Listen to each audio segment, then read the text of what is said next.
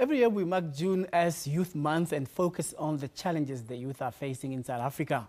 While there are many problems faced by society, from access to education, unemployment and poverty, as well as HIV, others continue to struggle to realize their dreams in joining the world of business due to funding.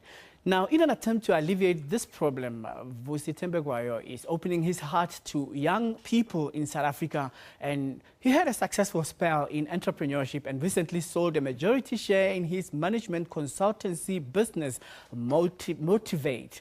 He caught the eye of U.S. partners in a multi-million rand deal, which made him one of the most successful businessmen. Now he joins us in the studio, and of course, he's on a new journey of growth and giving back, and in the process, changing the narrative of entrepreneurship in South Africa. Vos, finally, welcome.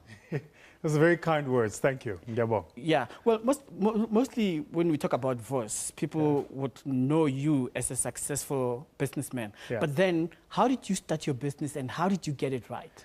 Yeah, you know, the getting it right part was hard. The beginning was a bit of chance and a bit of will. So I spotted an opportunity in the market and I went after that opportunity. And the opportunity was quite simply that I was speaking at a lot of conferences and I was using a lot of academic work and research that was done by American researchers.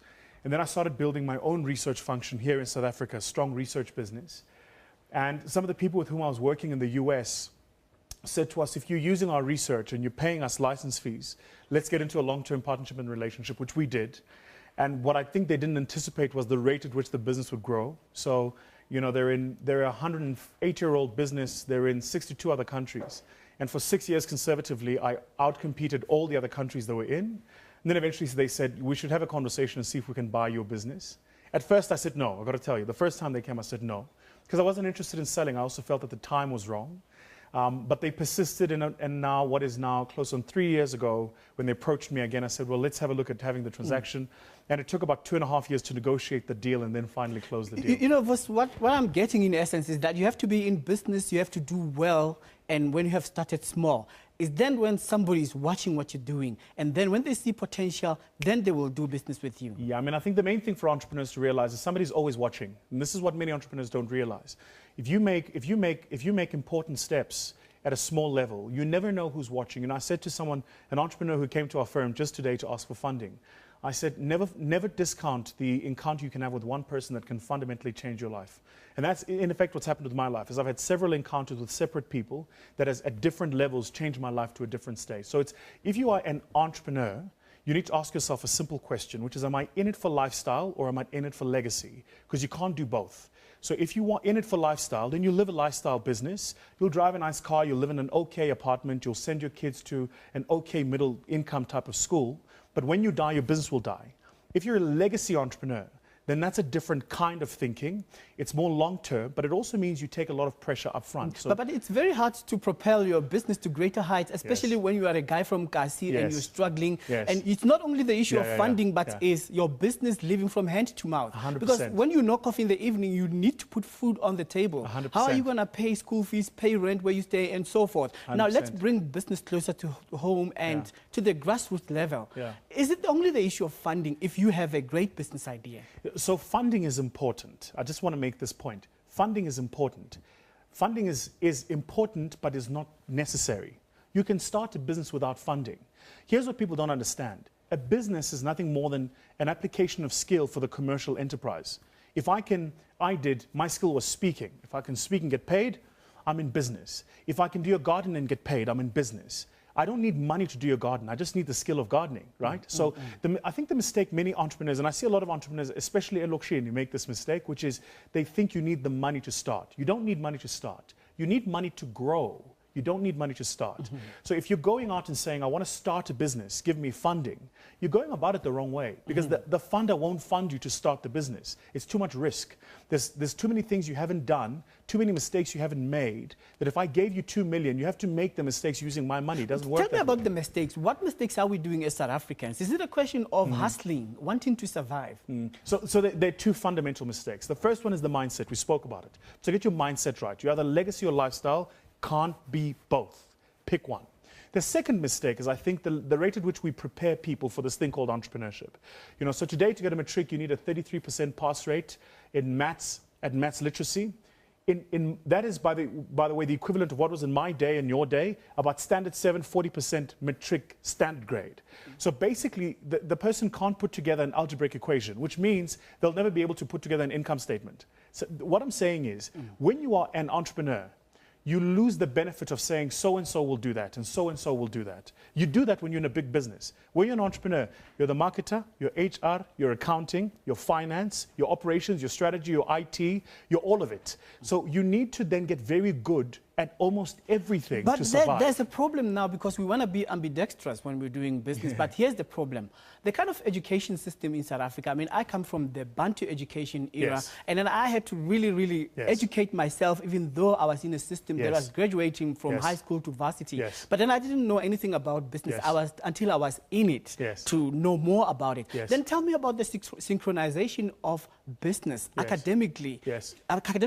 Academically speaking, yes. how is it really in sync with the operating environment for young people to be part of the mainstream economy? Let me just say this very quickly. Your point is valid and correct, but South Africans again need to learn that there is a difference between being educated and certificated. Those are not the same things. I can go to school and get a certificate, and I see it all the time. People come into our firm and apply for a job. They have a certificate, they're a chartered accountant. But you know what they do? They're good at debits and credits. That's it. Don't talk to them about strategy or marketing, they can't do it. My grandfather started a spaza shop. The very first time I heard about the term EBITDA was my grandfather explaining it to me at 12 years old. I was like, what is this EBITDA thing? And why does an old man who doesn't have a standard 2 know what EBITDA means? So I then went and learned earnings before interest, tax, depreciation, and amortization. So the question is, how does an old man who was educated probably in the 30s and 40s, definitely went to a pre-apartheid schooling system that was not preparing the black man for economic enterprise, learn a term that is a corporate finance term? It's because even though he wasn't certificated, he went and got himself educated. The point I'm making, when you become an entrepreneur, the responsibility to learn how business works becomes your responsibility. You cannot blame it on the environment you're in and the education you're getting. But Vusi, somebody will disagree with you. I mean, like if we come from township yes. and rural schools, yes. you can't compare the education there with those who are attending at yours, downtown CBD. Joburg. I 100% agree. But again, I make the point. There is the education you receive, given to you by the system and the school to which you go. Then there is the education you seek. There is the things you do. Put it to you differently, when you're given that free bundle of data by MTN, are you on Twitter or are you on YouTube watching a video from Mark Zuckerberg about how to master scaling a business? Both will cost you 200 megabits. Both are going to do very different things for your life. Now, the question is, all I'm saying is, I move beyond pity. There is a point beyond which you can't ask for pity anymore. There is a point beyond which you have to take responsibility for your life and say, I am going to do it for myself, it's regardless of that. It's tough out there in the world of business. I agree. Look, man, now let's talk about you have opened your heart to South Africans yes. and you have made it big and you want to help people. Yes. Tell us about this My Growth Fund. Yeah, so after the sale, I suppose you get to an existential crisis, which is, I've made a little bit of money. What do I do with it? So I took 10 million rand, a portion of the money I've made, which is 10 million rand of my own money, and I've invested in this venture capital fund called My Growth Fund.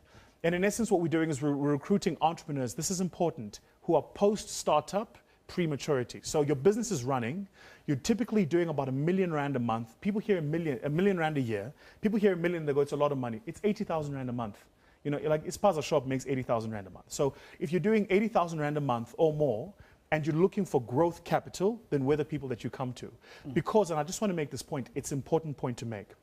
The effort required for me to take an entrepreneur from doing 1 million to doing 10 million, employing 5 people to 50 people, is the same effort required to take an entrepreneur from doing 10,000 to 1 million, from employing 1 person to 5 people. My entire aim is growth and scale. So I'm focusing my energies on entrepreneurs that are looking for opportunities for growth and scale. Okay, so far, what kind of businesses have been applying? Tell us about the nature of the specialty. So this is the most fascinating thing for me, is they come from all sorts of spaces. We had a young entrepreneur, young black entrepreneur, 122 million rand business in construction.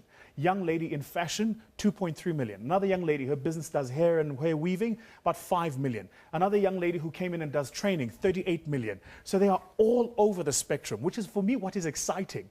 And Bonkuma Bears Ageti, all these people are saying, you know, finally, someone understands that just because I'm running and I've got an office doesn't mean I've got it sorted out. I actually need help to grow, because it's important to realize you get to a point of growth and then your business can die. Before we run out of time, the contact, people must contact you now. How do they get in touch with you? I would say, so three things. Go to my website, which is mygrowthfund.co.za, mygrowthfund.co.za. Go to my personal website, vusithembekwayo.com, all one word.